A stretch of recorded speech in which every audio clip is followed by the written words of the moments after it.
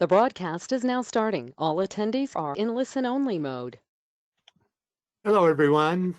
Welcome to this 14th webinar on the Secret Teachings of All Ages by Manly P. Hall. This webinar series is available on makara.us under the subheadings Moria Federation webinars, and then you go to webinar series in progress as shown here. Both this and the Secret Doctrine series are also now available on YouTube. Just do a search for Francis Donald Secret Teachings or Secret Doctrine. Okay, today we'll finish MPH's section on the Greco-Egyptian god Serapis and begin our study of the Odinic Mysteries. And let's just start right off with this paragraph from the Mysteries of Serapis. Okay, could we get a reader, please?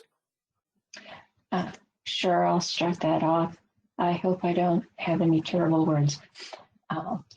Labyrinths were also a striking feature in connection with the rite of Serapis, and E.A. Wallace Budge, in his Gods of the Egyptian, depicts Serapis, minotaur-like, with the body of a man and the head of a bull. Labyrinths were symbolic of the involvement and illusion of the lower world through which wanders the soul of man in its search for truth. In the labyrinth dwells the lower animal man with the head of the bull, who seeks to destroy the soul entangled in the maze of worldly ignorance. In this relation, Serapis becomes the trier or adversary who tests the souls of those seeking union with the immortals. The maze was also doubtless used to represent the solar system, the bull man representing the sun dwelling in the mystic maze of its planets, moons, and asteroids. Thanks, Biel. Any thoughts or questions on this paragraph? In Gnostics and Their Remains, King warns us not to confuse the much earlier Egyptian bull-headed god Serapis, after whom this section is titled, with the Alexandrian Serapis, which this section is actually about. Of course, the Greek Minotaur of Crete is yet another related mythology, but this is no Serapian solar god, but rather, as MPH states, animal man with the head of the bull who seeks to destroy the soul entangled in the maze of worldly ignorance. If we identify this bull-headed one with Taurus, and how can we not, it becomes a personification of the desire aspect, ruled and stimulated by exoteric Venus. The higher Serapian counterpart to the Minotaur is actually King Minos of Crete. As HPB tells us in the second volume of the Secret Doctrine, Manos is the ancestor of the German race, the Hindu Manu, the thinking being from man, the Egyptian Menes, and Minos, the king of Crete, judge of the infernal regions after his death. All proceed from the same root or word. This is a literal demonstration of mind, Minos, over matter, the infernal regions, which that's just reincarnated life. So we have King Minos above and the Minotaur below as symbols, respectively, of the soul on its own plane, Minos, Manas, son of mind, overshadowing the ensouled but imprisoned personality. Here's William Blake's version of Minos. Next up, could we get a reader for this short paragraph? Yes, Lynn, can you read that for us, please? You're self-muted. There, thank you. Gnostic mysteries were acquainted with the arcane meaning of Serapis, and through the medium of Gnosticism, this god became inextricably associated with early Christianity.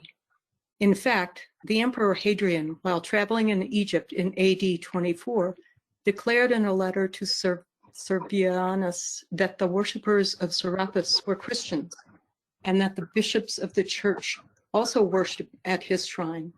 He even declared that the patriarch himself, when in Egypt, was forced to adore Serapis as well as Christ. Yeah, C. Parsons' New Light on the Great Pyramid. Any thoughts or questions about this?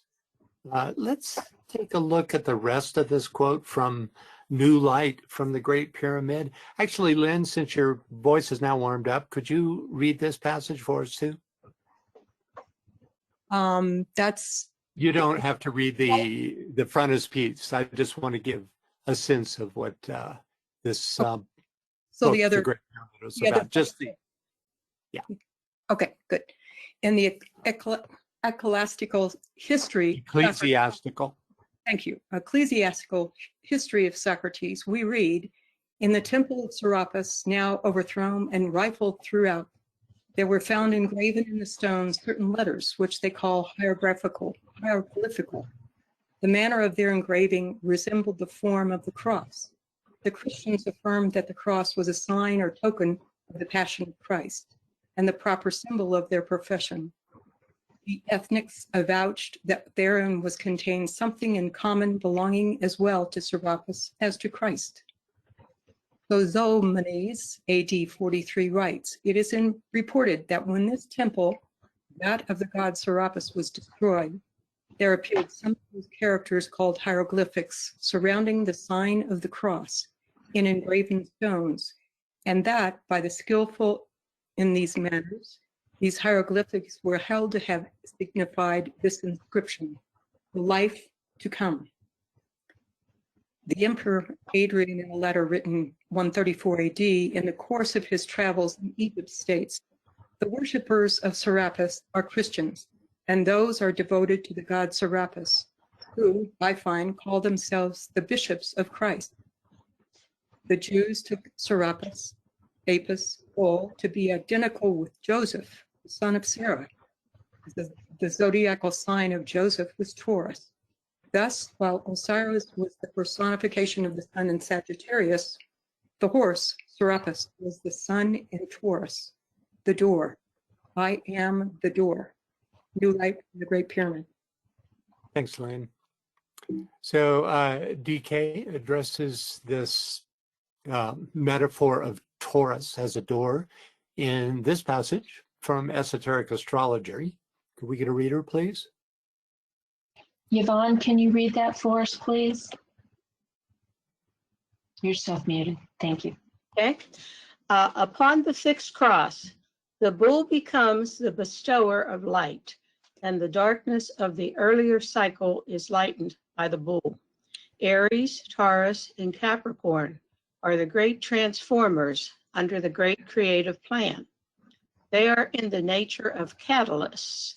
Each of them opens a door into one of the three divine centers of expression, which are the symbols in the body, the planetary logos of the three higher centers in man, the head, the heart, and the throat.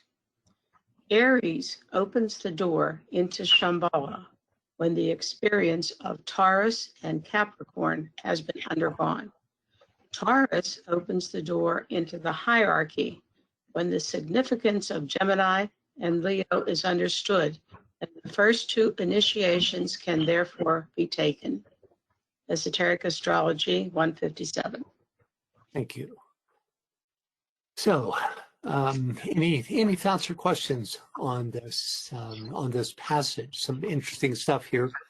You know, we don't normally think of Taurus in terms of second ray, at least according to its rulers, which are fifth ray Venus and first ray Vulcan, but we see a definite connection here since it's the door into the heart. It would suggest, by what's written, the door into the hierarchy. Okay. Francis, yeah. Chris asks, what does the bull hold in his hand? Well, you know, I'm not sure. It's I just don't know what that is. I puzzled over this myself. If anybody has any ideas based on, Taurian lore or the mythology of the Minotaur, then yeah, let us know. Almost look like glowing volcanic rock, but who knows? Yeah, any ideas from attendees as to what those might be? Yeah, sorry, don't know. The volcanic rock might have to do with Vulcan as the Well, that as would the be, Turk ruler, but yeah, that's just yeah, a guess. and the idea that the Greeks would, put volcanic rocks in their mythological paintings seems dubious, but I just don't know. It's Yes. going to be some story. It's you're going to find it in some story about the Minotaur, and I didn't do enough research on this to find it. Lynn Yeah. says it looks like gold, and Okay. Malia says to Mhm. light his way through the labyrinth. Okay, the gold would work in terms of the personality materialistic orientation of the Minotaur, because it's really Theseus who kills the Minotaur, metaphorically speaking, slays the Minotaur, is in the possession of the soul, right? And it's really the subjugation of the personality, the slaying of the Minotaur. So I would guess it's more likely gold. Yeah. Okay. And Nisa says bestower of light, so maybe light. Yeah, She also maybe. says she also says the position is one of giving or offering rather than throwing. It is definitely. It seems like an offering. Yeah, for now it remains a mystery. And Allison says the Minotaur is depicted holding rocks in his hand. Oh, that's a fact that she knows that the Minotaur holds rocks in his hands. That could be a metaphor just for the density of the material plane. Well, let's move on. She says it's from a website.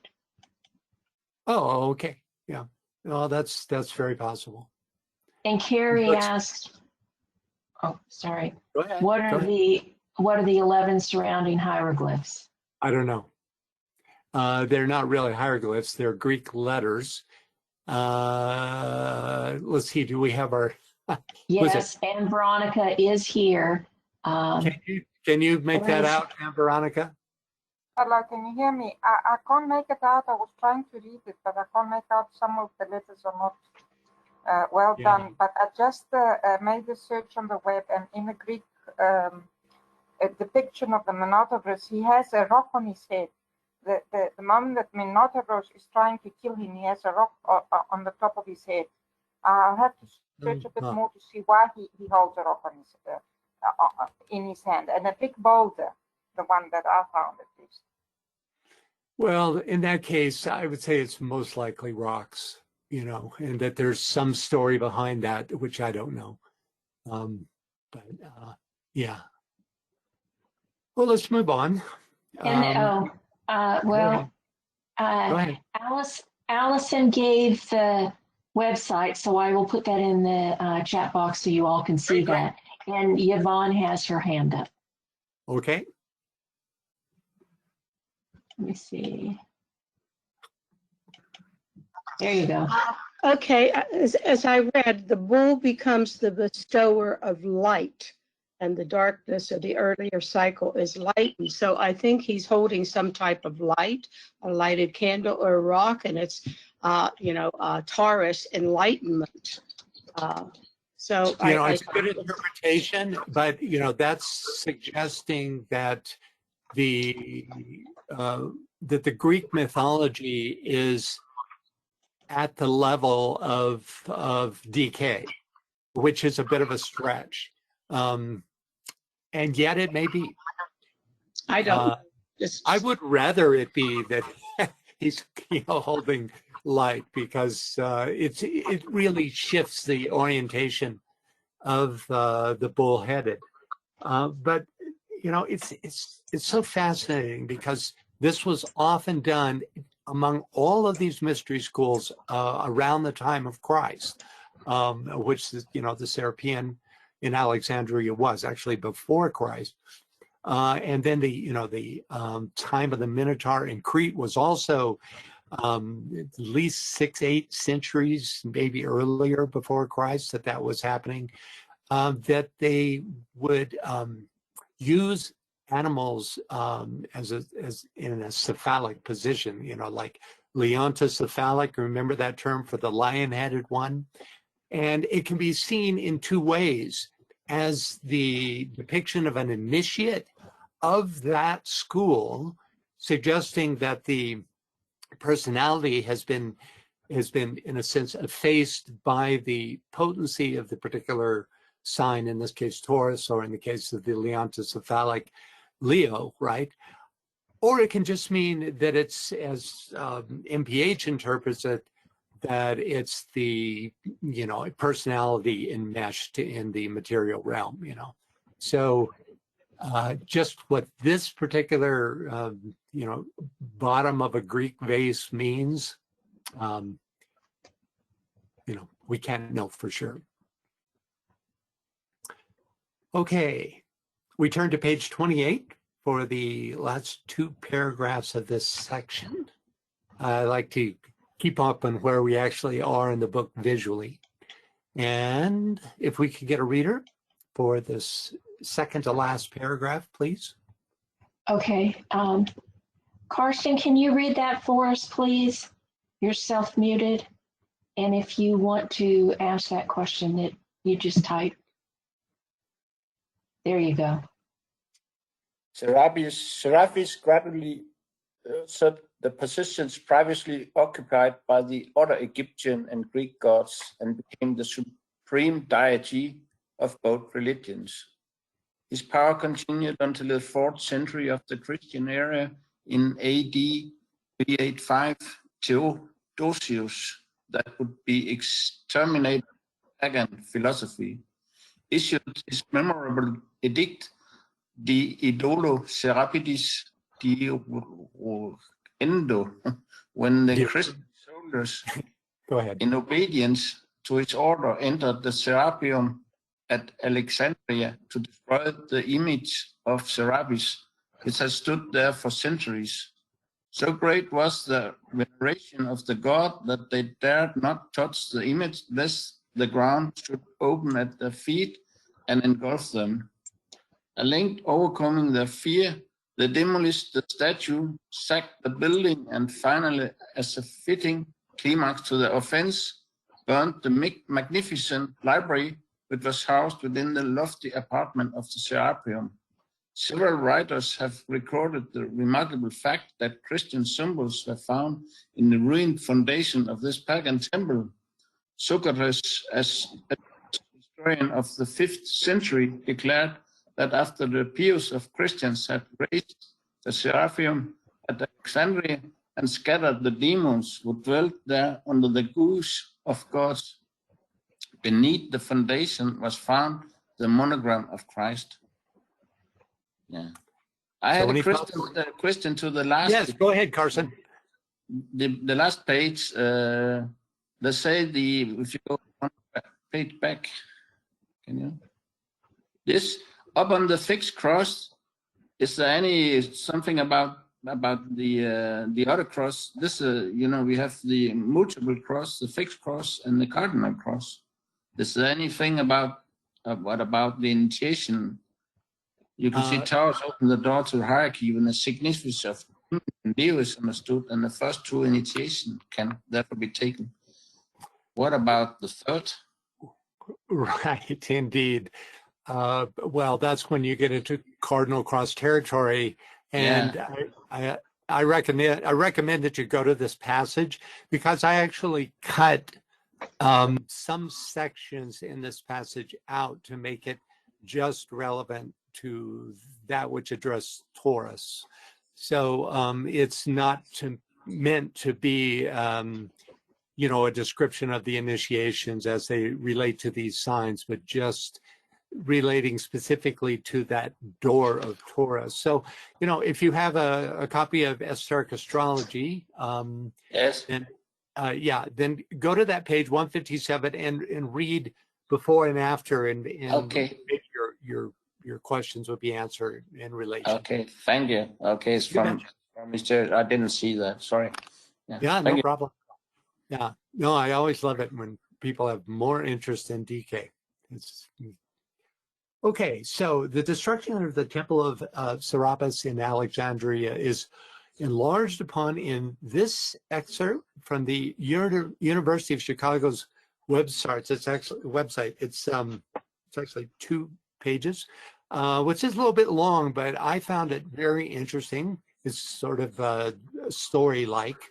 So if we could get 2 readers for these 2 pages, please. Okay, let's start with Carrie.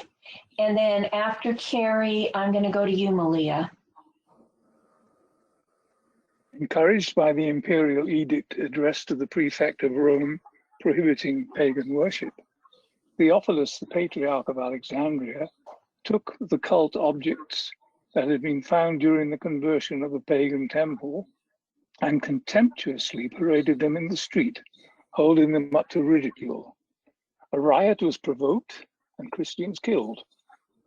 Taking refuge in the Serapis, the pagans of Alexandria fortified it against attack, forcing Christians who had been captured to sacrifice there and torturing them if they refused. Writing in AD 402, Rufinus, who may have been witness to some of the events he describes, says that the Serapis was elevated on an enormous platform, 100 or more steps high. In it, there was a statue of Serapis so large that its right hand touched one wall and its left the other. This monster is said to have been made of every kind of metal and wood.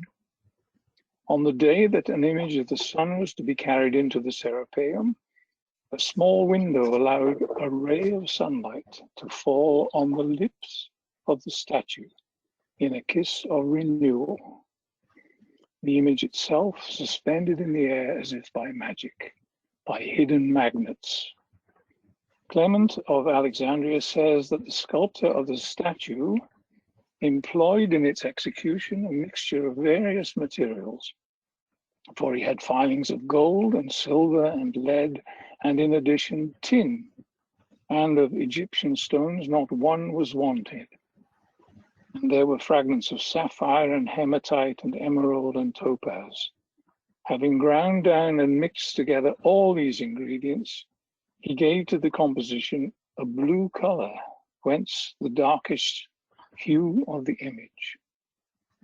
Thank you, Carrie. Well read. So here's an engraving of Rufinus, who gave that description of the Serapis. So could we get a reader for this? Malia, is it? Yeah, Malia, please, you're self-muted. Thank you. There you go.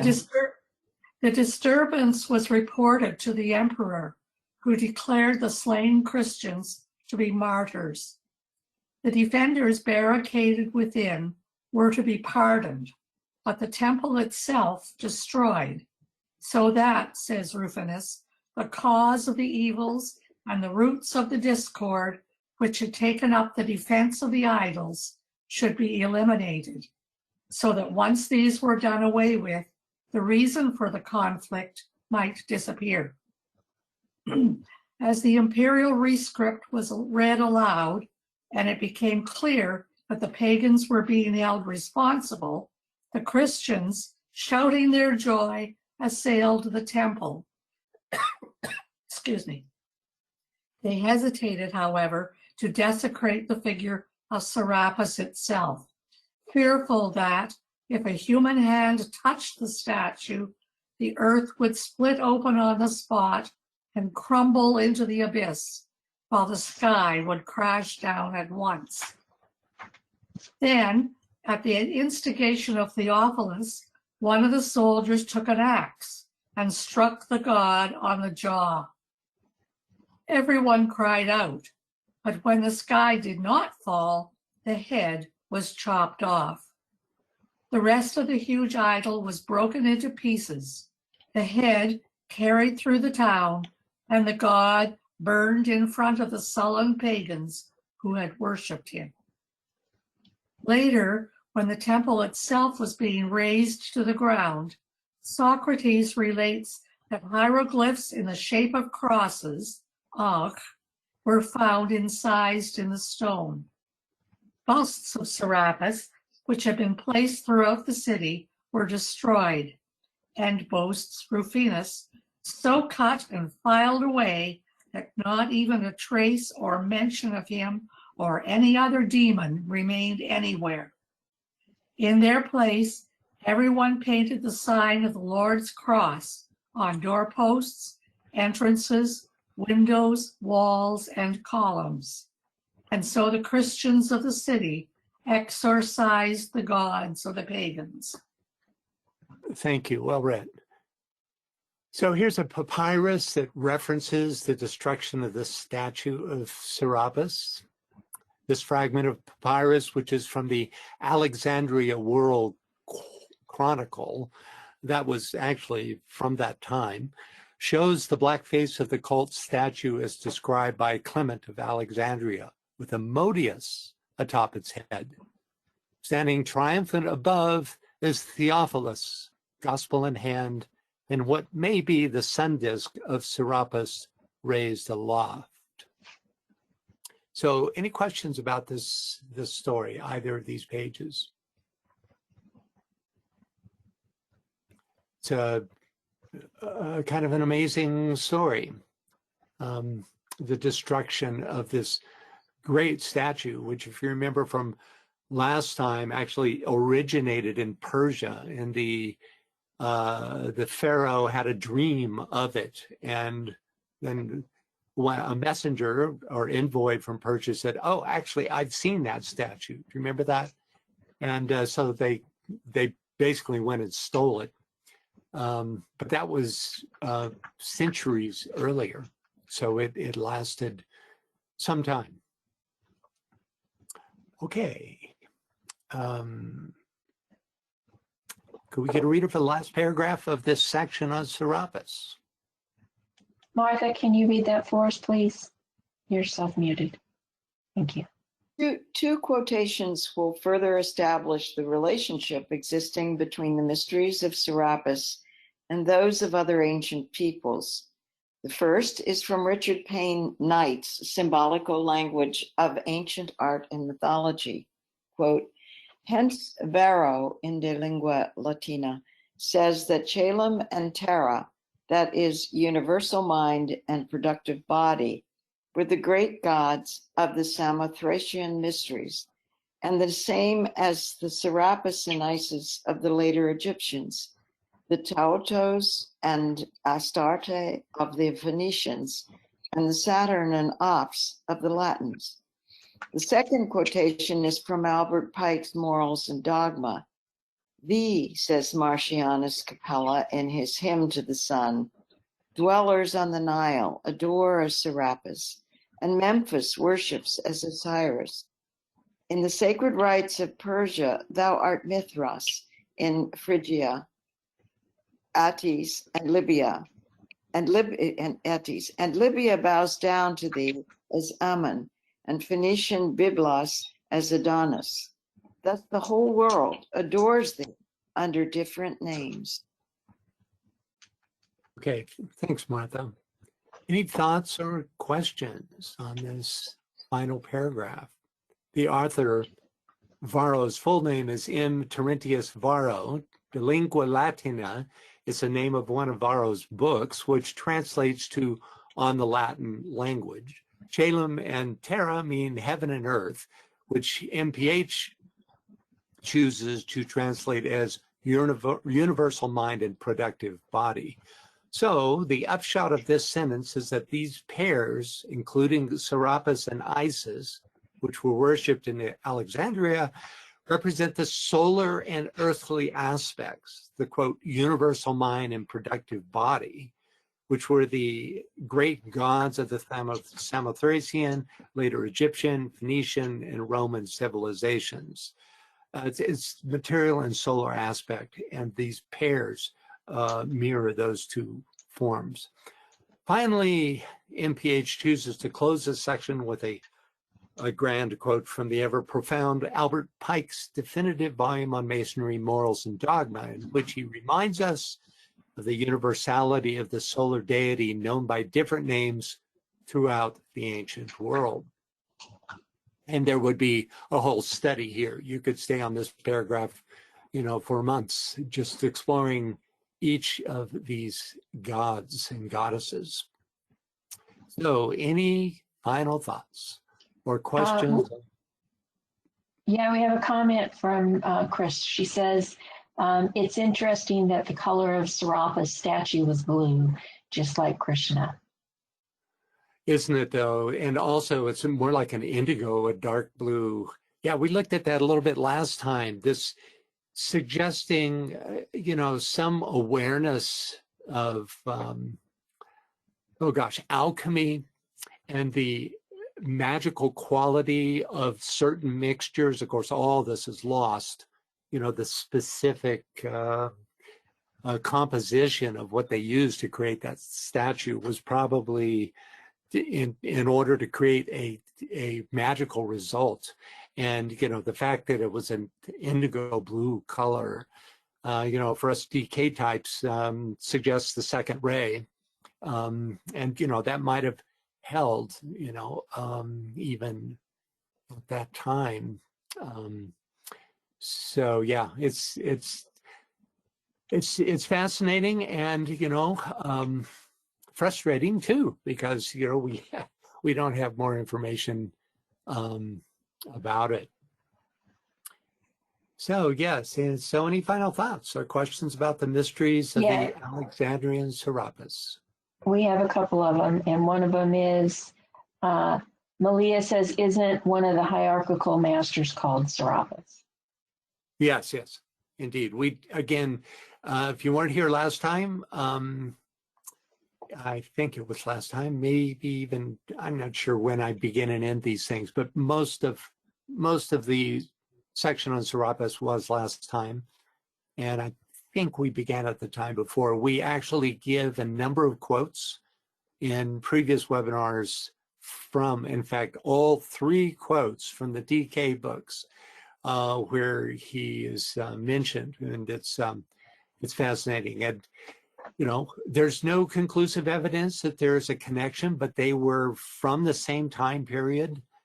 Both were Egyptians, so almost certainly there was some connection between this solar deity and the master Serapis, as described by DK. Anyone else? Yes, Christine says, I was told by a co-Freemason that they worship Serapis. Oh, that's very interesting, really. See, now that's the first, when you say they worship, do you mean that those co-Masons worship? Is that what she means, that the co-Masons worship Serapis? Let me unmute Christine and let her clarify. Okay, you're self-muted. Can you unmute yourself and clarify, please, Chris, there? Can you hear me? Uh-huh. Can you hear me? Yes. Okay, good. Yes, actually, being at the Theosophist, I was also associated with the co-Freemason, and I don't know a lot about it, but she just wrote an article in our Quest magazine on co-Freemasonry. And I remember that she told me this, and my question is, what is there a difference between Serapis and Serapis Bey? because that is one of the 7 flames. Right. Well, whenever you see 7 flames, well, first of all, in other words, the masters that have moved on, and right. I don't have my book in front of me, but that's the title of that book. Yeah, well, you know, it's interesting to look at the word slain from an esoteric point of view.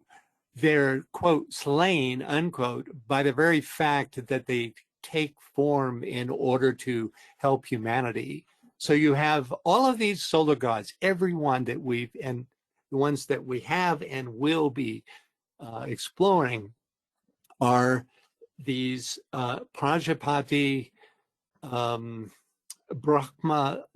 type 7-in-1 gods who are in their causal form are one, but through manifestation through the 7 rays become 7, and so they become in a sense 7 fragments of the one whole, and in that becoming they are slain from the point of view in just the reverse way of how we normally think of slain, which is that you lose your physical or material life. In this case, they're slain by having to become material. I don't know much about the lore behind Serapis Bey, as now that's the whole Ascended Masters discipline, I believe, that uses that term, and I don't study that form, so I don't know, you know, the connection between. Certainly there is going to be one, and probably it's going to come through Taurus. I'll get back to you on that. The lineage of each of the masters is projected, you know, is stated in this book. Like the master we knew as Jesus became Sananda.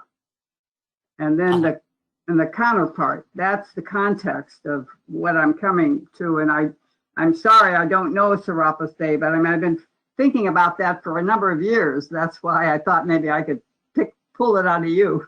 Right. No, I don't have the scope to be able to answer the question of the specific difference between Serapis Bey in that discipline, which I believe is the Ascended Masters discipline, and the Serapis as the historical Serapis as described here, and, you know, in relation to the Alice Bailey Dual-Cool Serapis, who is described as a master of wisdom.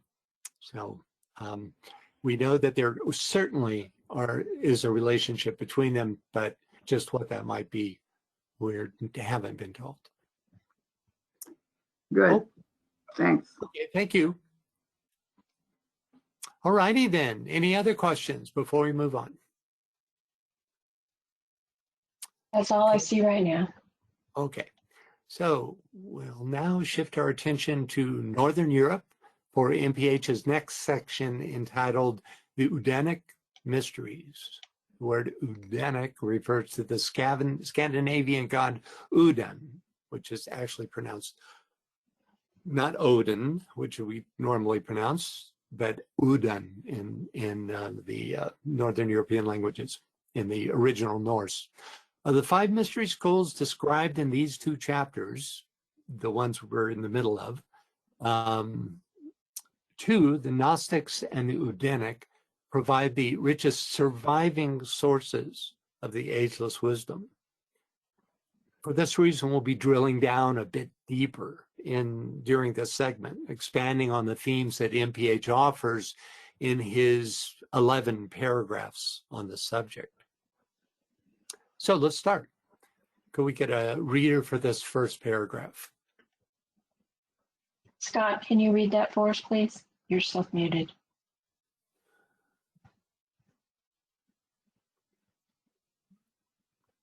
Oh, nope, I'm not getting Scott. Okay. Give him a second. It always takes him a minute. There we go. There we go. I have myself doubly self-muted, so. Okay. The date of the founding of the Odinic Mysteries is uncertain, some writers declaring that they were established in the 1st century before Christ, others the 1st century after Christ. Robert McCoy, 33rd degree, gives the following description of their origin.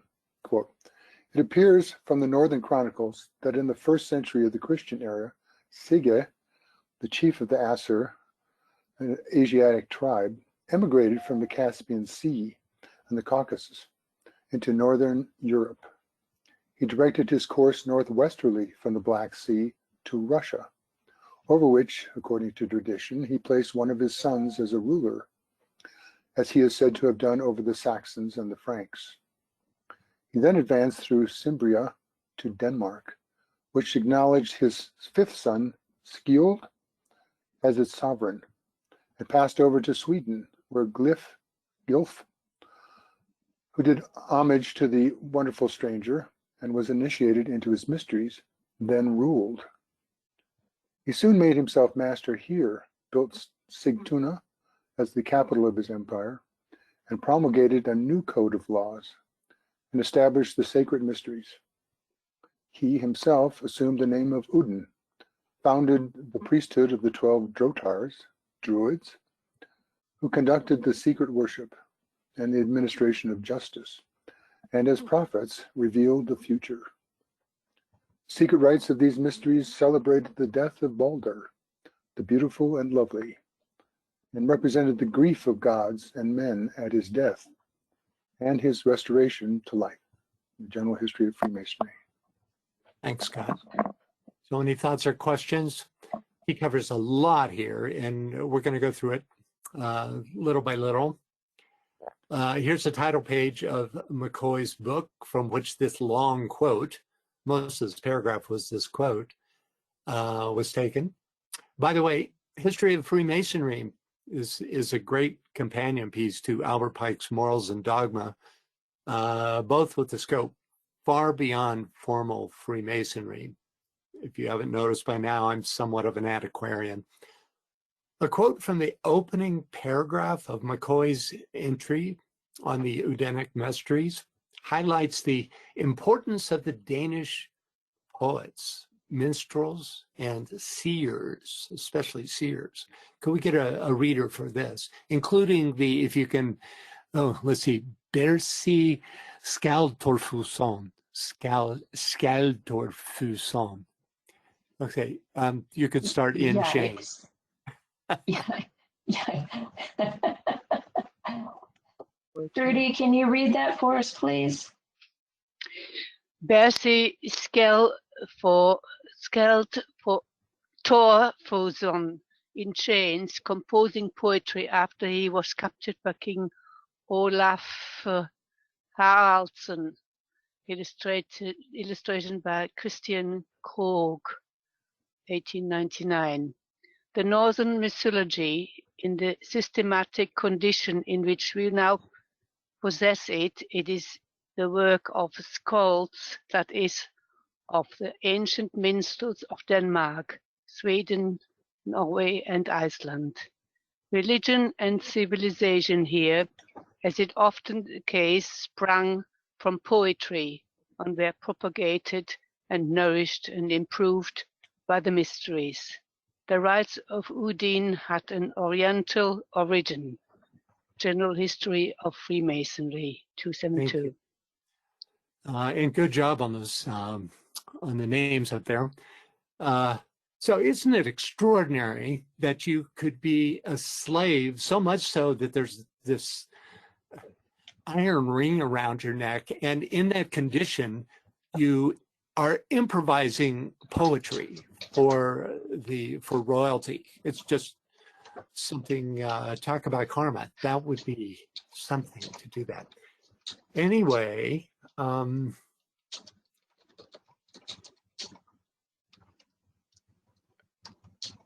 Udin's Oriental origins alluded to here are further detailed in Godfrey Higgins' Anacalypsis. Could we get a reader for this, please? Yes. Lenore, can you read that for us, please?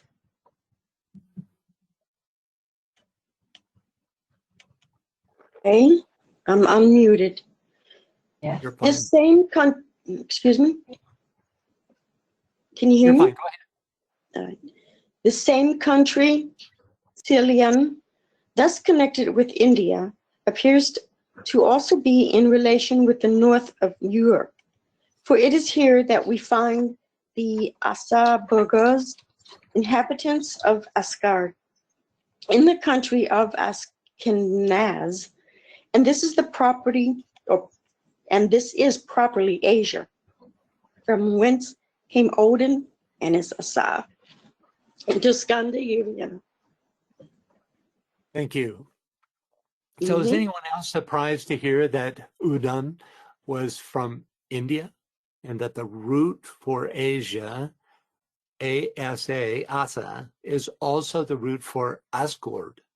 Asgard is pronounced Asgard, which is the Americanization of it, is pronounced Asgard, kingdom, and this is the kingdom of the Norse gods.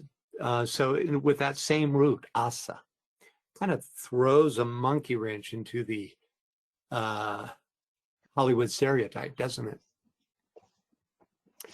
And when we turn to the next page of the illustrated version of Secret Teachings, we find this J.A. Knapp illustration where, though the accompanying text tells us more about Udon's Indian origins, the illustration itself reinforces the stereotype of a Scandinavian-born Udon. It's more likely that the historical Udon looked something like this. In fact, two Buddha-like figures rendered in the Northern Germanic style were found in a bucket on the Viking ship Oseberg, pictured here. You can even see the bucket it was found in. Since we're looking at talismans, here are some additional small sculptures of Udon, mostly from around the 9th century AD. I get the sense from looking at these that they were to be carried and handled and like a magical amulet. Then there's this recently unearthed Braktit, believed to be from the same period. If you look closely, you'll find Udon on his galloping horse, Sleipnir, gazing into the eyes of a stylized bird.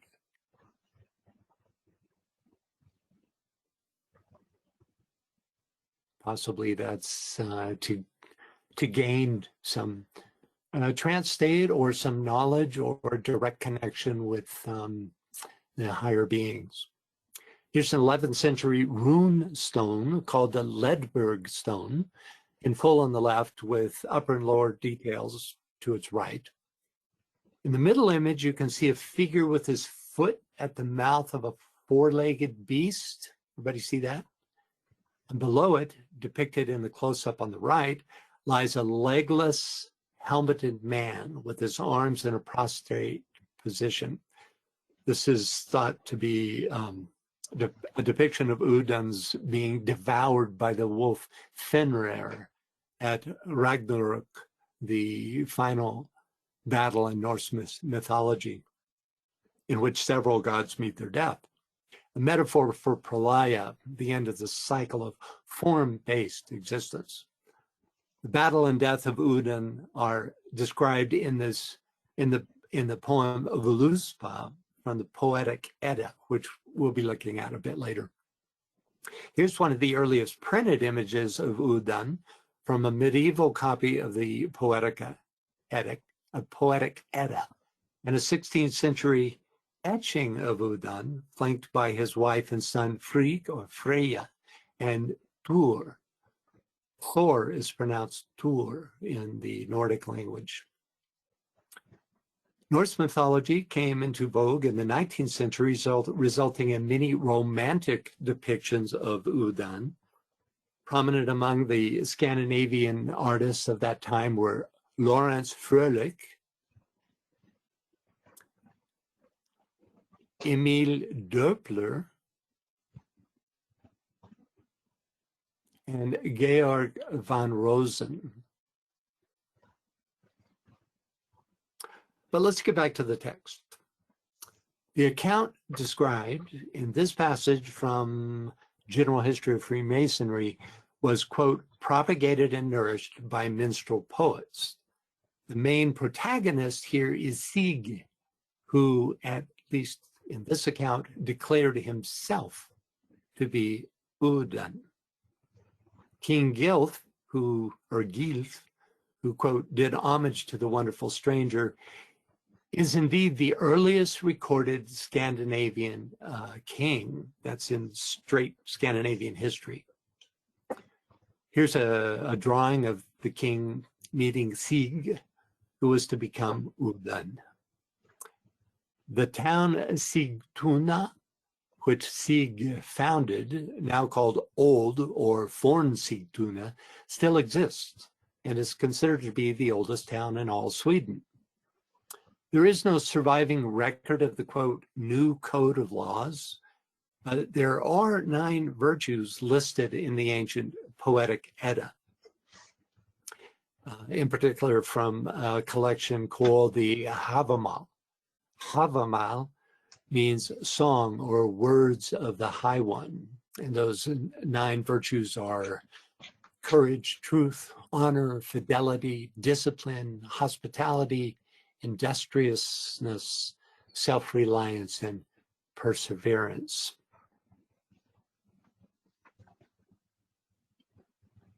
So, after assuming the name of Udan, Sig founded a mystery school and a priesthood of 12 drotars, which Robert McCoy suggests may have been druids. Could we get a reader for this short? Actually, BL, you could read this yourself, please. Okay. The Gothic mysteries were carried northward from the east by Udan. Am I saying that right? Who, being a great warrior, modeled and varied them to suit his purpose and the genius of his people. He placed over their celebration 12 hierophants, who were alike priests, counselors of state, and judges, from whose decision there was no appeal. So a little more info on who these drotars might have been. It's interesting, you know, like Christ's disciples, we have 12 surrounding 1. This is geometrically very significant. And you find it often in India, and I think there's in the Imam tradition of Mohammedanism, you have also 12 disciples around one master. The Odinic Christ was called Balder or Balda in Swedish, and had many of the same virtues and participated in many of the same life episodes as Jesus, in particular, the resurrection. But we'll get into Balder more a little later on. Let's take a look at the text that accompanies this color plate of Udan. Can we get a reader for this, please? Yes, Carrie, can you read that? And if you want to go ahead and ask your question or your statement there. Yeah, I was referring back to the Us page, and I noticed that Ashkenazi is also a Jewish tribe. Oh, very much so. Jewish. Yeah. Yeah, that's that a famous Jewish name. Yeah, indeed. And this, it's appropriate you're reading this because this is more about the linguistics of Odin or Udan. Yeah. Before I start, I've noticed all these various drawings of him or paintings. One of the eyes is always covered because he was presumably blind in one eye, but it's not clear which eye. They're both at different times. You see right eye and left eye. Yeah. Normally it's the left eye, I know, but I've seen now the right eye. So do you have any thoughts about that?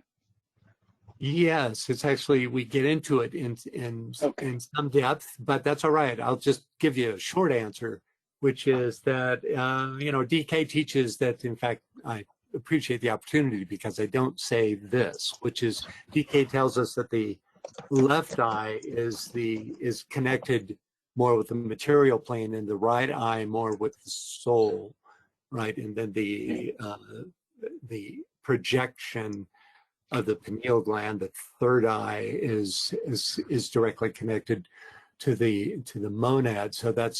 So you could only assume that it would be the left eye that would be blinded, as it is in this drawing. Yeah, some of them are the right eye, I've noticed now. Yeah, and you know, since if the artist is not esoterically oriented, they will just choose what works Any best old for eye. composition, you know.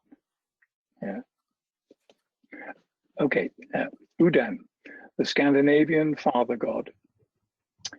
It is difficult to secure any satisfactory information concerning the identity of Udan. If he actually founded the mysteries of Scandinavia, he was undoubtedly an initiate of an Eastern school, possibly the Buddhistic. The etymology of the word Udan shows its various forms as Wodin, Wodan, Wotan, Wotan, and Udin. These words are now generally defined as meaning wood or wind. On this subject, that indefatigable worker, Godfrey Higgins, has made several important discoveries. He writes, thus it appears that Woden, the northern god, is simply the Tamilic method of pronouncing Buddha.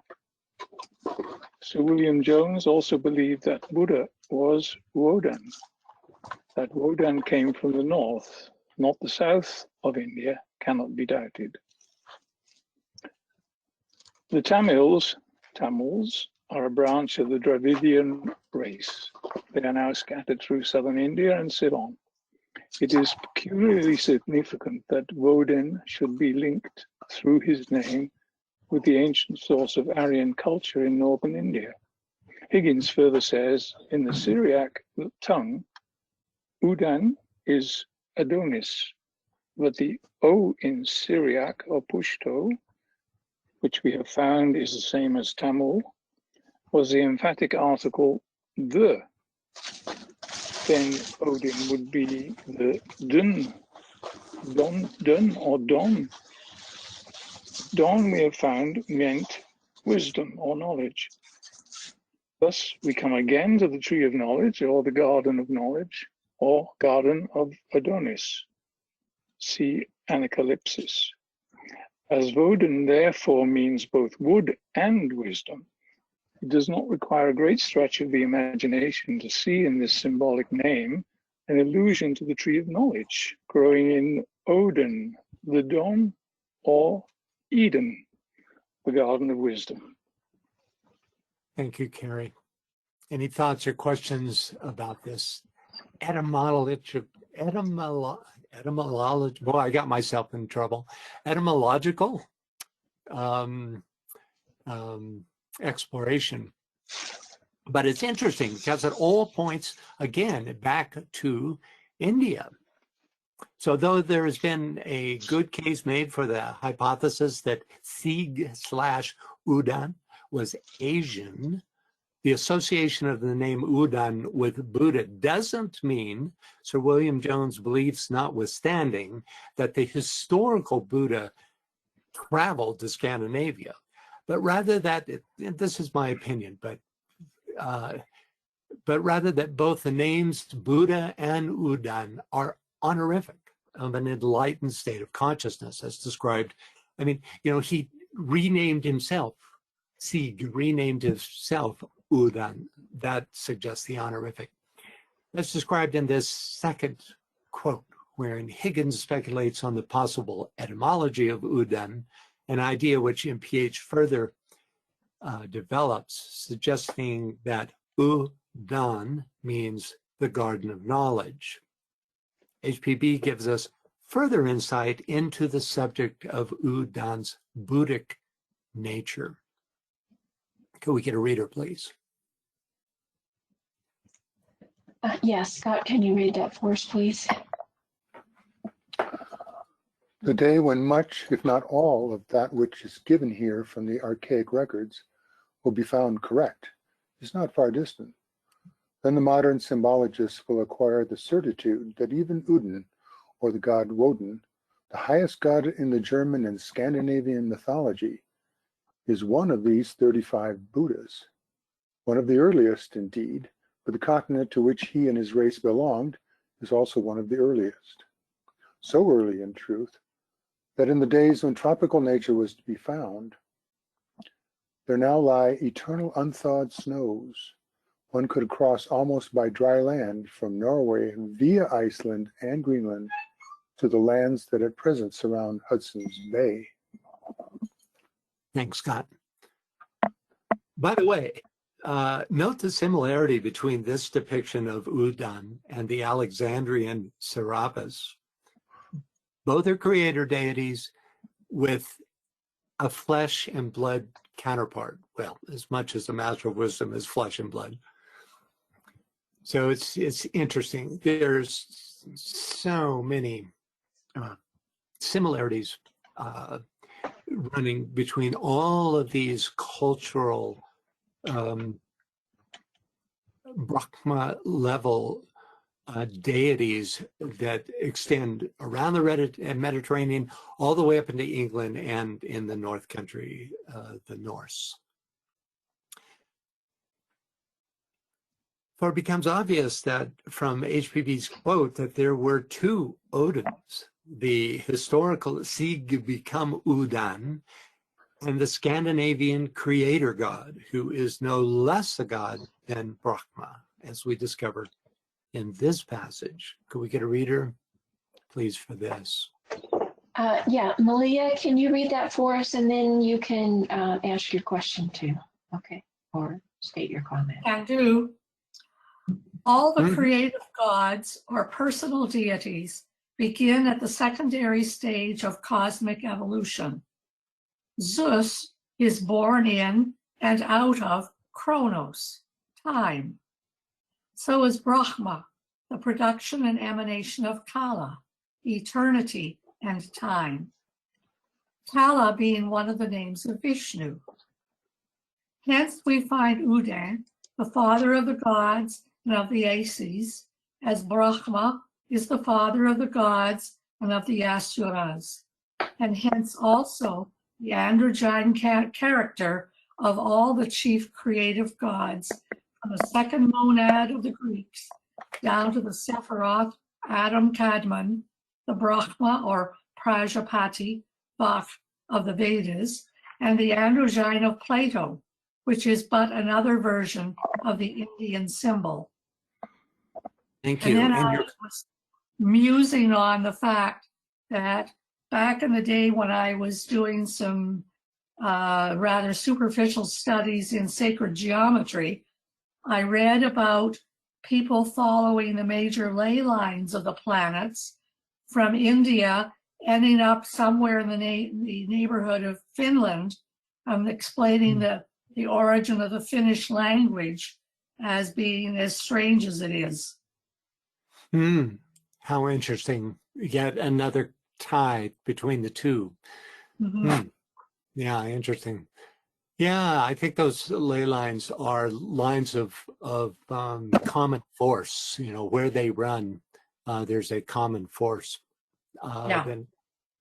Yeah, thank you. So any thoughts or questions about this passage?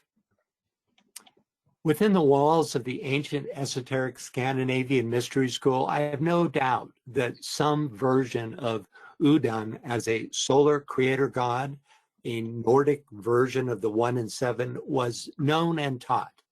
But exoterically and in ancient Norse society, Udon was understood to be the all-penetrating, all-conquering spirit of nature, which, though subtle and nurturing in summer, was often fierce and angry in winter.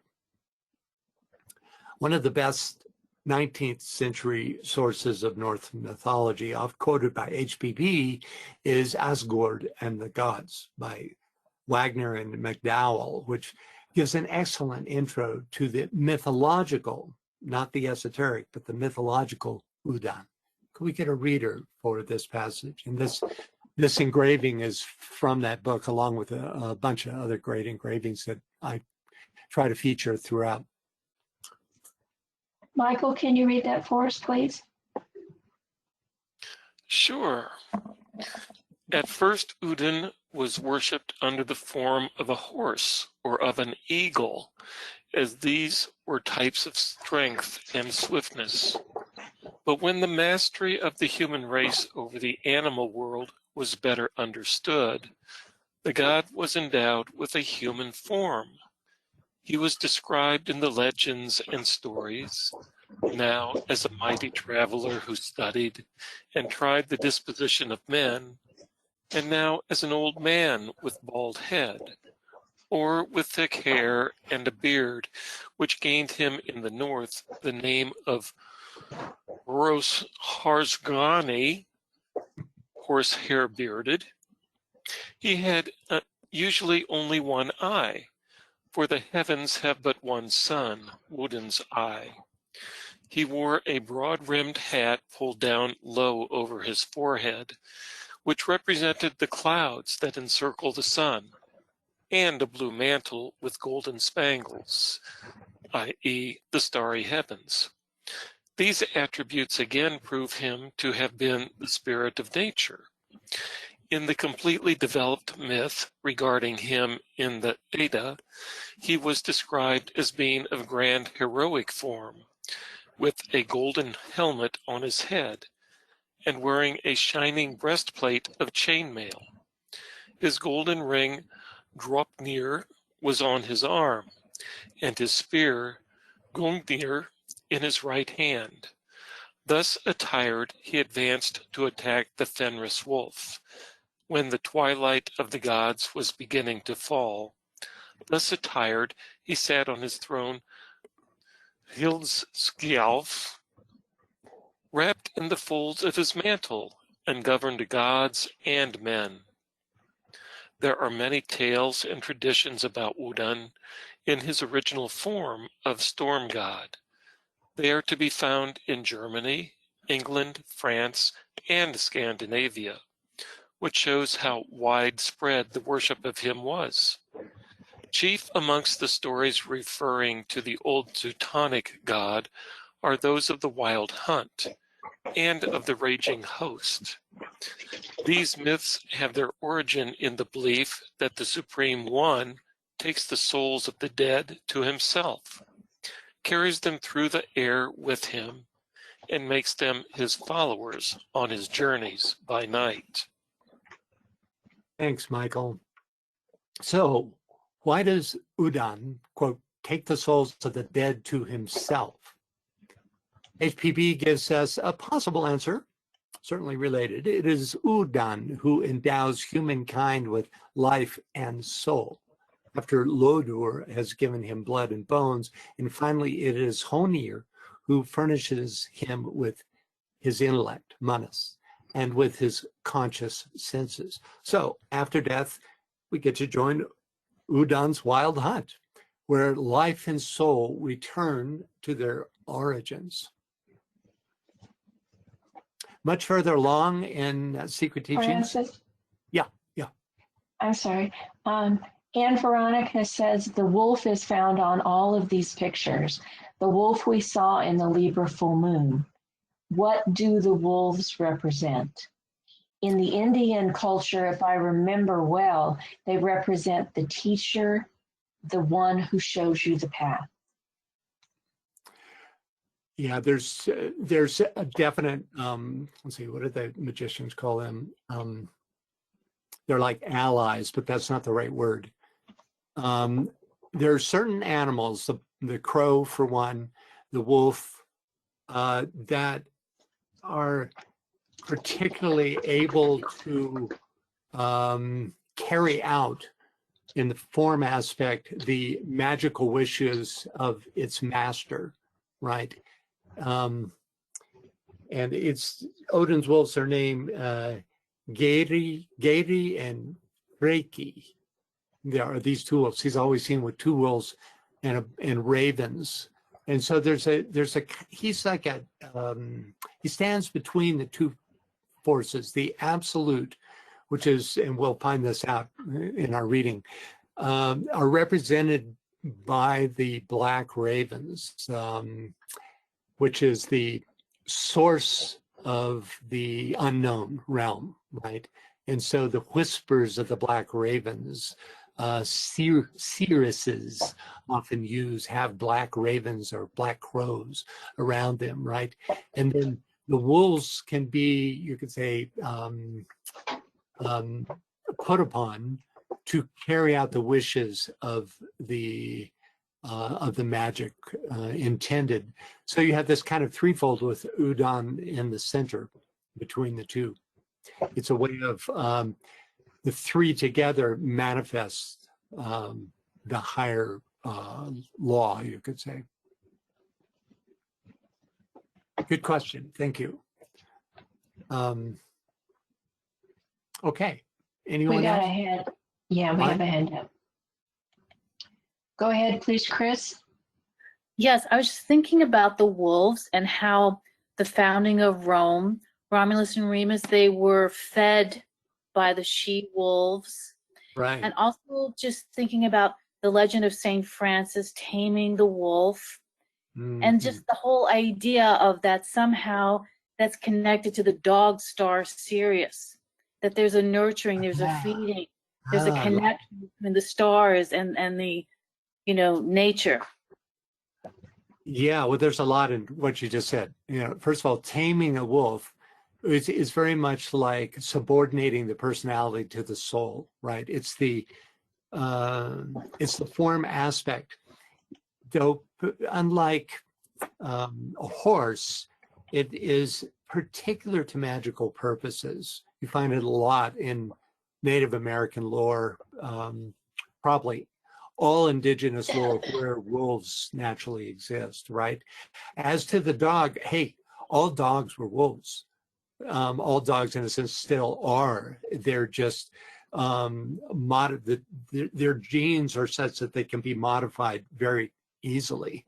So at heart, you could say, so the dog star, is certainly a connection to that, and the Anubis of the Egyptian, and the idea of the underworld, again, the underworld being this world, but with a magical orientation. That's a fascinating subject. The esoteric symbolism of every aspect of this mystery school. I see another hand. Yes, Scott, go ahead. I was just going to mention, I came across recently, maybe it's ahead in this, the trinity of tiger, wolf, dog. And what context? I don't know exactly what it was, but linking the three of them and looking at the evolution there and where they're placed as all trinities are, going from tiger to wolf to dog. Mm-hmm. And the taming of it, the wildness, and the place in terms of spirit and soul, personality. Yeah, well, certainly a tiger is the antithesis of domestic, right? Mm-hmm. There's no one should be anyway, even trying to tame tigers. They do it in circuses, but I think symbolically, metaphorically, the tiger really is the pure animal nature, very akin to the king of the jungle, the great cats, So in that sense, represents the highest levels of the third aspect, or the personality aspect. And then in some ways, the wolf is kind of a bridging being between tiger and wolf. Right. It seems true. Yeah, that's interesting. Yeah. And Blake's tiger burning bright. Right. Yeah. Thanks for that. Anyone else? Yeah, we have several more comments. Karsten says shamans often use wolf and raven when they travel in the underworld and upper world. And then he went on to say power animals. Yeah, exactly. Right. Well said. Anyone else? Jeremy says the last quote on the role of Udan from HBB reminds me of the solar angel. The quote. No, I think it was the page you were on. Oh, this quote. It reminds him of the solar angel. Yeah. Well, yeah. You know, Udan as source of soul is really more monadic, but because it's life and soul. So it's really the source of your being, right? It's interesting. I haven't penetrated into this enough to, I think if you're looking for a God that has the soul aspect, it'd be Balde. It looks like Balder in print, right? That's the Christ nature, the second principle of the Odinic Mysteries, right? He's resurrected in the same way. He's betrayed in a similar way. So I think that's the God you're looking for the soul nature. But ultimately, Odan is the very source of your being, which is more on a monadic level. Yeah. And then you have this, this Honir, it's interesting, who furnishes the intellect, manas. So you have a kind of triple God for the triple nature in that. Yeah, anyone else? Yes, Kerry has his hand up. Go ahead, Kerry. In the picture on the left, in the foreground is it looks like a fallen man or woman. And that's actually looks like it's the focus of this whole thing. I wonder what you might make of that. Well, I think it's the one having the vision. It's it's the you or me who is seeing this vision, right, of self. You could say he's looks to me too animated to be the deceased who would then travel up. I think it's more a vision of the wild hunt, right? It's such rich mythology. I just love it. I'm a big fan. Yeah, thank you for that. Yeah, me too. Anyone else? Yvonne says, don't forget Dancing with the Wolves. Yes, and I mean, that's in some ways Hollywood wrecked the phrase, right? But if you really think about what dancing with means, it's entrainment. That's the word I was looking for before, is to be able to entrain or to connect on this magical level with these beings, right? Also, in indigenous peoples, and certainly these Norths at this early time were indigenous. The hunt was source of life itself. I mean, all, probably not a lot of vegetarian Norse warriors, right? So the master hunter would have been the wolf, right? So that's a kind of extension of Odin as the master. While in the wild hunt, his wolves would be personifying him, right? Yeah. Anyone else? It's a rich vein, isn't it? Lenore asks, who wrote the general history of Freemasonry? McCoy. Yeah, I don't know his first name offhand. Was it Robert? I think it was. Yes. Yeah, thank you. Robert McCoy, McCoy. Or no, it's No. MACOY. MACOY, if you want to look him up. Yeah, and you can get it online, folks. It's pull up the PDF of it relatively easily. Okay. Much further along in the Secret Teachings, J.A. Knapp illustrates the tree of knowledge described at the end of this passage. This tree, called Yggdrasil, is one of the core teachings of the Odinic Mysteries. And an intrepid reader, a little coaching, it's Yggdrasil, and it's not Gnungagap, that second word there. It's let me find it here. I have it. It's Hinungagap.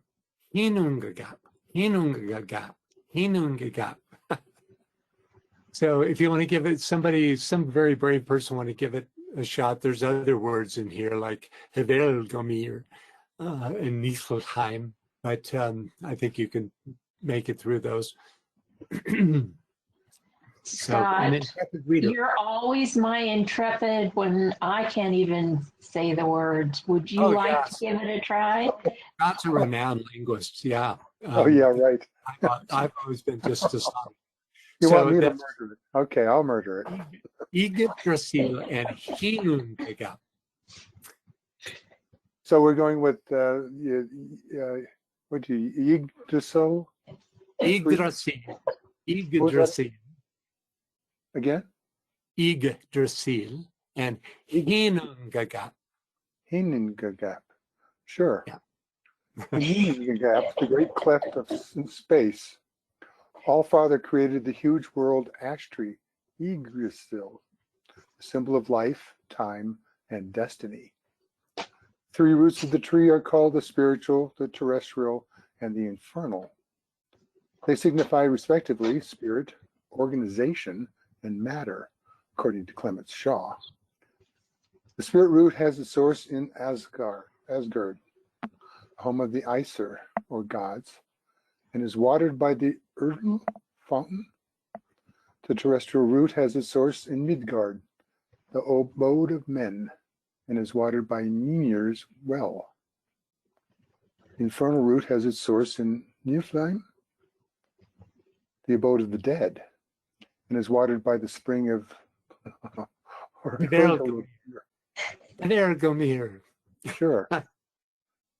3 branches of the tree support Midgard, or the earth, in the midst of which rises the sacred mountain, upon whose summit stands the city of the gods. The great sea surrounding the earth is Jörmungand, the Midgard snake, with its tail and its mouth. Bounding the sea is the wall of cliffs and ice fashioned from Mir's eyebrows. The home of the gods above is connected by the Bifrost bridge to the dwelling place of men and infernal creatures below. On the topmost branch of the tree, which is called Dirad, meaning peace giver, sits a great eagle. Between the eyes of the eagle is the falcon, Vedfulnir, whose piercing glance notes all things taking place in the universe. The never-withering green leaves of the divine tree serve as pasturage for Odin's goat, Heidrun, who supplies the drink of the gods. The stags, Dane, Vlaun, Dinur, and Jurrathroar, also graze upon the leaves of the tree, and from their horns drops honeydew upon the earth. Ratatosk, the squirrel. Ratatosk. Thank you, Ratatosk, sure. The squirrel is the embodiment of the spirit of gossip, and running back and forth between the eagle above and Nidhugg, the serpent, below, seeks to stir up discord between them. In the world of darkness below, Nidhug continually gnaws at the roots of the divine tree. He is assisted by numerous worms, all realizing that if they can destroy the life of the tree, the rule of the gods will cease. On either side of the tree are the primordial giants, casting ice and flames into Ingurgagap. No names for these giants? Hinungagap. I just learned this morning. I went online to find some of the, because I had always been, saying Gnungagap, right? But it's Hinungagap. Hinungagap. Anyway, thanks. So it's sure. Any thoughts or questions? This is huge. And we're going to be staying with this probably for the, certainly for the rest of this webinar because there's so much in here. Of course, the tree of life is not unique to Udanic thought, figuring in both Kabbalistic and theosophical doctrine, and even as a subject of contemporary paintings. But it is uniquely developed through the Odinic Mysteries.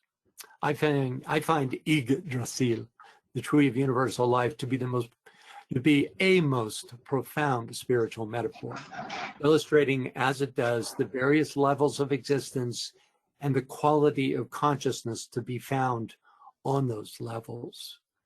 The illustration may seem quaint and naive, but a little study reveals Yggdrasil to be part of a cohesive, deeply esoteric system of thought. Knapp's illustration, commissioned by MPH, was almost certainly based on this artwork by the Danish engraver Oluf Olufsen Bagge. Before and after this enduringly popular way of depicting Yggdrasil, there have been many other visions of the great tree. This illustration from 1680 is the earliest I could find, in full on the left with the upper and lower details on to the right. So you can see many of the components in this, and we'll be exploring these. This is just the kind of visual overview at this point. Here's a beautiful 19th century etching from Asgård and the Gods.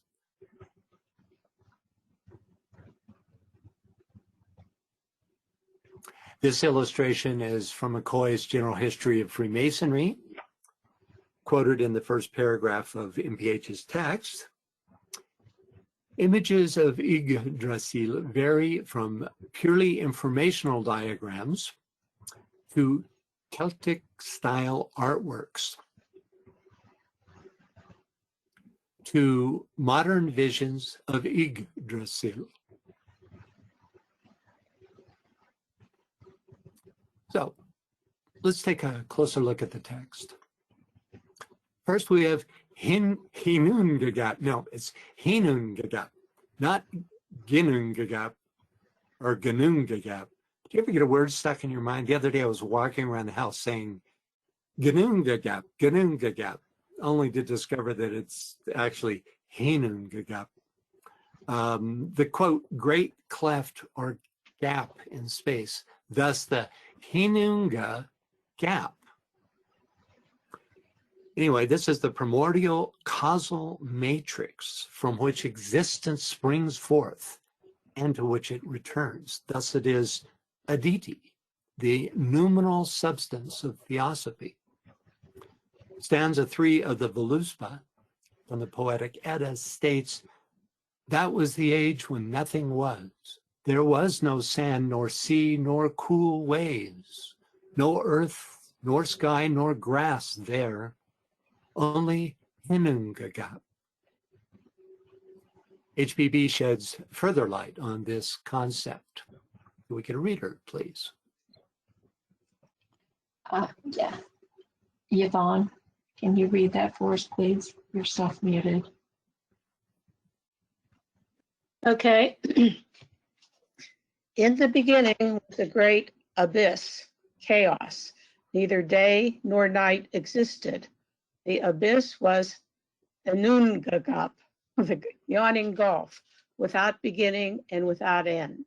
All Father, the uncreated, the unseen, dwelt in the depth of the abyss space, and willed, and what was willed came into being.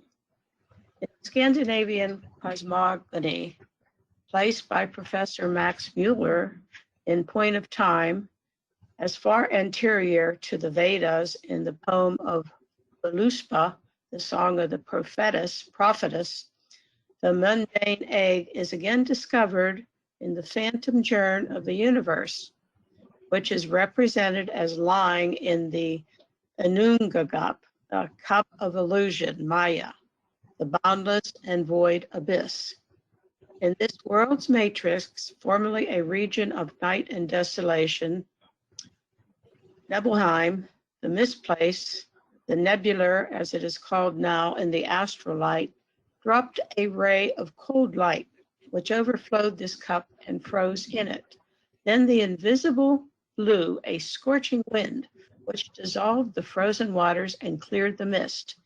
These waters, chaos, called the streams of Alivagar, distilling in vivifying drops, fell down and created the earth and the giant Ymir, who only had the semblance of man, the heavenly man, and the cow, Adhumla, the mother, or astral light, cosmic soul, from whose udder flowed 4 streams of milk, the 4 cardinal points, the 4 heads of the 4 rivers of Eden, etc., for which 4 allegorically are symbolized by the cube in all its various and mystical meanings.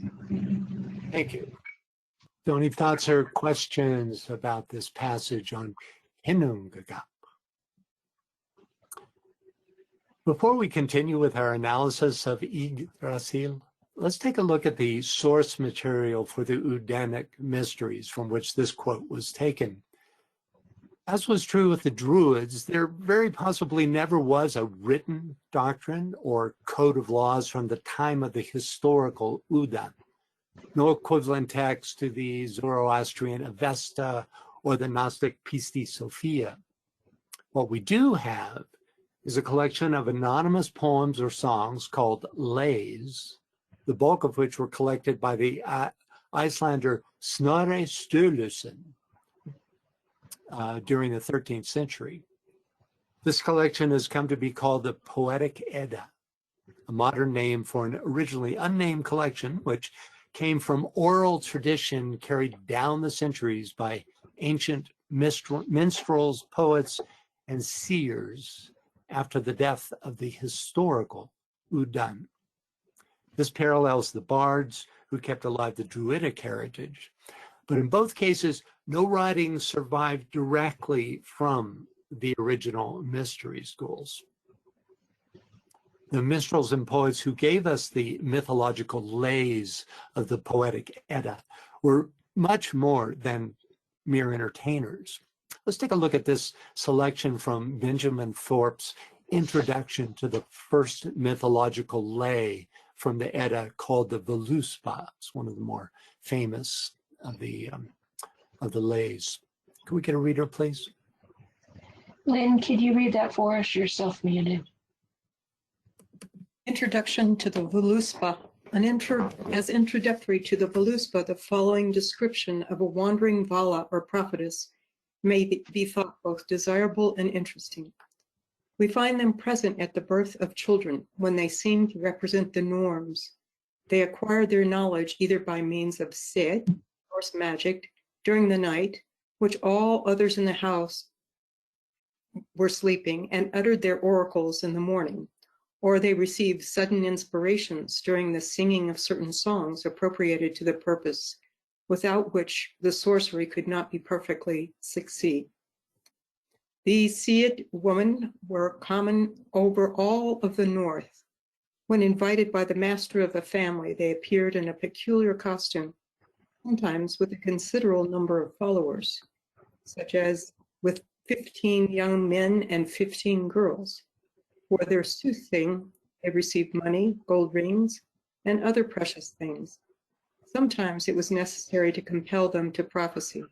An old description of such a Vala, who went from guild to guild telling fortunes, will give the best idea of these women and their proceedings. Okay, another reader? Okay. Let's see, Chris, can you read that for us, please? Thorbjorg, nicknamed a Little Vala, during the winter attended the guilds at the invitation of those who desired to know their fate or the quality of the corning year. Everything was coming. That should be coming here. okay. Everything was prepared in the most sumptuous manner for her reception. There was an elevated seat on which lay a cushion stuffed with feathers. A man was sent to greet her.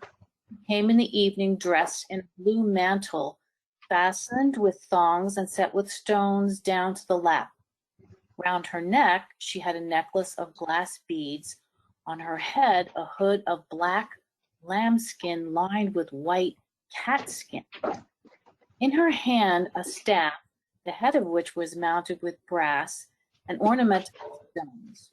Round her body, she wore a girdle of argiric, snock, which hung a bag containing her conjuring apparatus. On her feet were rough calfskin shoes with long ties and tin buttons, and on her hands catskin gloves, white and hairy within. All bade her welcome with a reverent salutation. The master himself conducted her by the hand to her seat. She undertook no prophecy on the first day, but would first pass a night there. In the evening of the following day, she ascended to her elevated seat, caused the women to place themselves round her, and desired them to sing certain songs, which they did in a strong, clear voice. She then prophesied of the coming year and afterwards all that would advance, and asked her such questions as they thought proper, to which they received plain answers.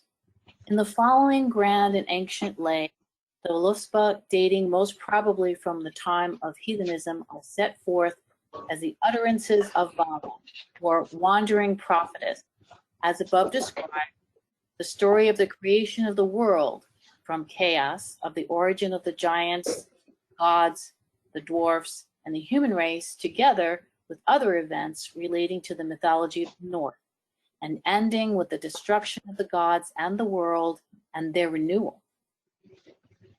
Thank you. Well read. So if everybody's feeling cozy, go get your favorite pillow and we'll just settle in and read the entire Voluspa over the next 20 hours. Okay, not going to happen?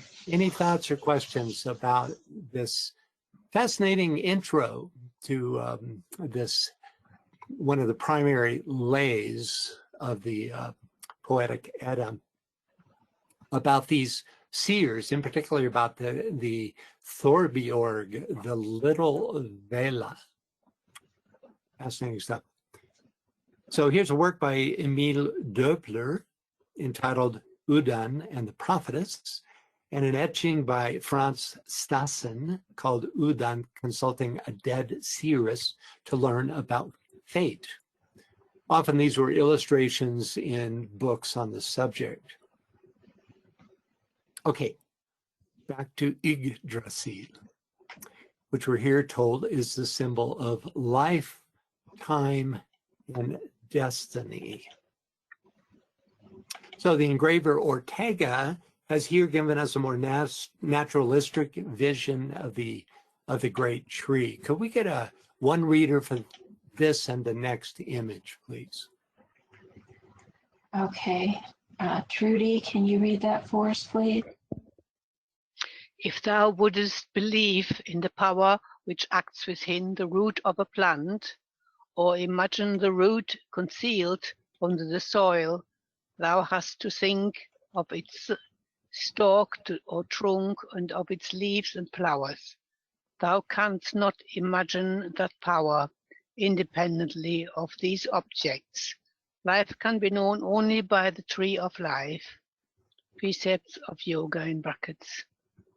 Okay, go ahead. Its physical frame alone was of time and of life, as it drew its intelligence direct from above.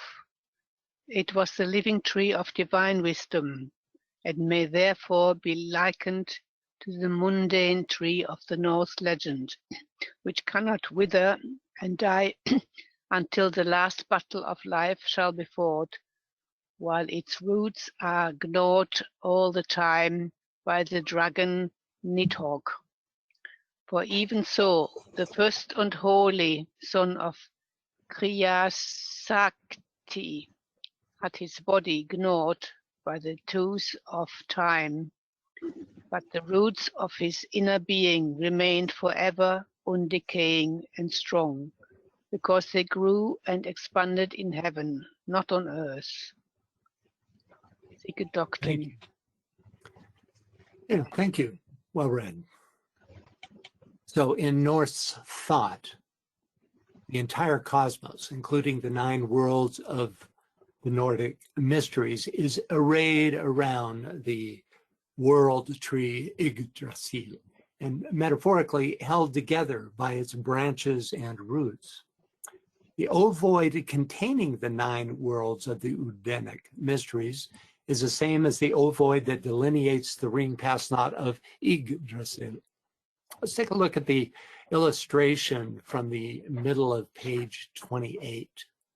Can we get a reader for this, please? I'm glad you made it bigger. Okay.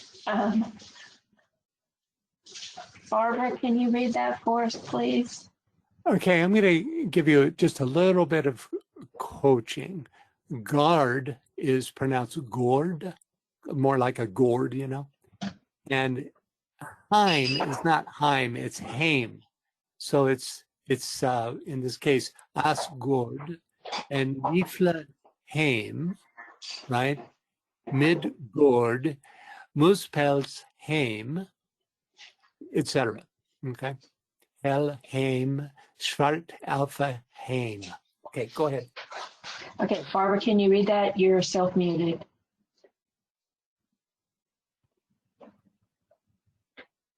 Well, I'm not getting her. Okay, Karen, can you read that for us, please? You're self-muted.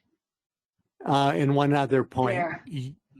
Jotun is Jotun, not Jotun, but Jotun. So Jotunheim. Go ahead. No pressure. The Nordic mysteries were given in 9 chambers or caverns, the candidate advancing through them in sequential order. These chambers of initiation represented the 9 spheres into which Drotus divided the universe. Asgård, the heaven world of the gods, Alfheim, the world of the light and beautiful elves or spirits. 3.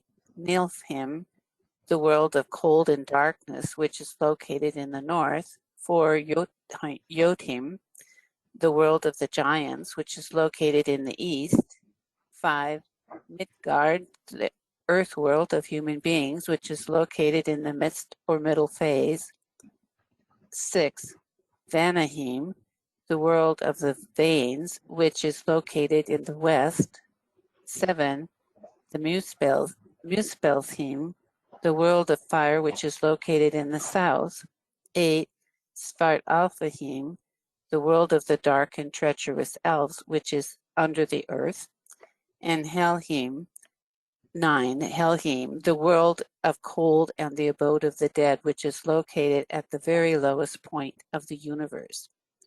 It is to be understood that all of these worlds are invisible to the senses except Midgard, the home of human creatures. But during the process of initiation, the soul of the candidate, liberated from its earthly sheath by the secret power of the priests, wanders amidst the inhabitants of these various spheres. There is undoubtedly a relationship between the 9 worlds of the Scandinavians and the 9 spheres or planes through which initiates of the Eleusinian mysteries passed in their ritual of regeneration. Thank you, Karen. Any thoughts or questions about this packed with information? The veins, also called Vanir, are one of 2 groups of gods, the other being the more dominant Aesir, or Asir, who live in Asgard. Some theosophical writings differ with the placement shown here, equating Muspelheim, the realm of fire, with the numinal solar aspect, and thus place it in a primordial position above Asgard. In the many illustrations of the 9 worlds, I found little agreement on the position of these realms, except for Asgard, Midgard, and Helheim, which are consistently in the high, middle, and low positions. These 9 worlds can also be viewed as 3 interlocking triangles called Vaknut, which represent the 3 realms of Yggdrasil, Asgard, Midgard, and Utgard. This triple triangle is not a new idea, as you can see from the stone carving. This is where we're going to stop. It's a good enough breaking place. So, well, some fascinating material, at least to my mind. I hope you're enjoying it. We'll have probably one more complete session on the Norse mythology and the Odinic Mysteries School. So thanks for joining us. It's a great pleasure. I've especially enjoyed preparing for this this webinar. So, BL, when's our next sessions? Okay, the next Secret Teaching of All Ages is on the 1st of November.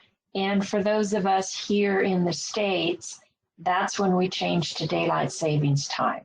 So this will change the time from 7 p.m. GMT to 8 p.m. GMT. So basically, those of us here in the States, we won't notice a difference in our local time. But that is to say, what reads on your watch or clock will be the same. Yeah, however, that doesn't match anybody else in the world, and I'm not sure what time Europe changes. So you're going to have to check your own local thing on this. You know, I think Greenwich Mean Time, which all this is based on, doesn't change ever. So that's why we're going to switch it to 8 o'clock. So it'll be the same in the U.S.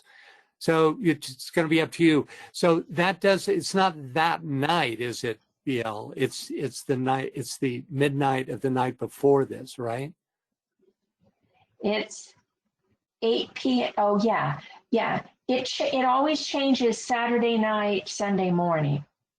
So when we go to bed Saturday, it won't have happened. And when we wake up Sunday morning, it will have happened. So for this webinar, it will have happened to everyone around the world. No. Well, we'll change it to, Europe. I think Europe changes theirs either earlier or later than we did. I'm sorry, I don't know. Okay, yeah, good point. Good point. Yeah. You're going to have to change about 2 weeks before. Yeah, so it'll be later. Okay.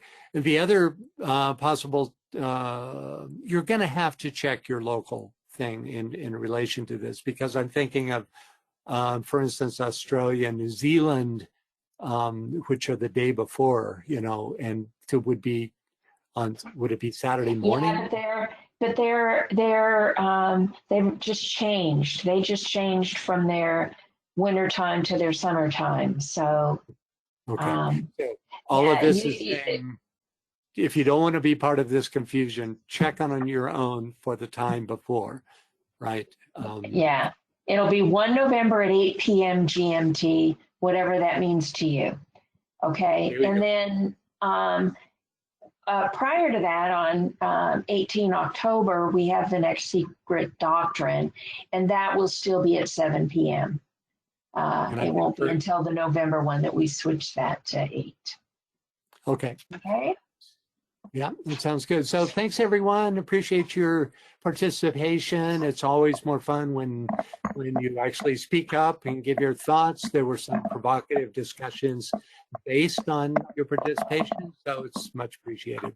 Until next time, be well, stay safe. Bye-bye. Goodbye, everybody.